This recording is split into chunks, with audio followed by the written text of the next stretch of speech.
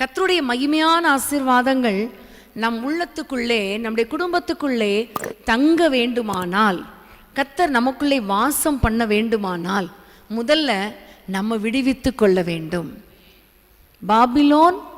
பாபிலோனில் குடியிருக்கிற சீயோனே. சீயோன் என்றாலே கர்த்தரால் தெரிந்து கொள்ளப்பட்ட ஜனம், கர்த்தரால் ரட்சிக்கப்பட்ட ஜனம், கர்த்தருடைய இரத்தத்தால் கழுவப்பட்ட ஜனம்தான் சீயோன். ஆனால் ஒரு காலகட்டம் வரும்பொழுது இந்த சீயோன் குமாரத்தி சீயோன்ல இருப்பதற்கு பதிலாக எருசலேம்ல இருப்பதற்கு பதிலாக இவள் கொஞ்சம் கொஞ்சமாக பெயர்ந்து இடம் பெயர்ந்து எங்கே போய் சேர்ந்துட்டா? பாபிலோனில் போய் குடியிருந்துட்டா. அப்போ ஆண்டவர் பார்க்குறாரு, பாபிலோனில் இருக்கிற வரைக்கும் நான் என்ன செய்ய முடியாது?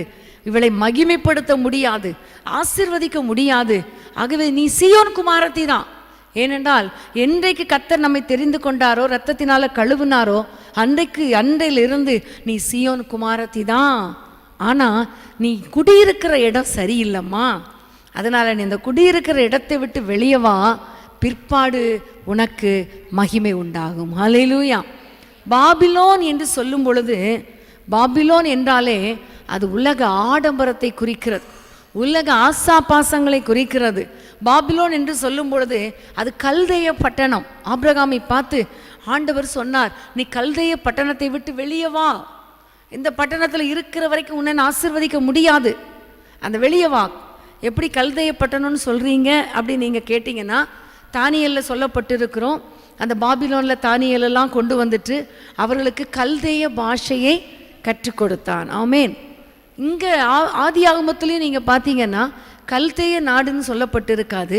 ஆனால் அப்போஸ்தலரில் ஸ்தேவான் சொல்லும்போது அவர் அழகாக சொல்லுவார், ஆபிரகாமை கல்தேய பட்டணத்திலிருந்து வெளியே கொண்டு வந்தார்.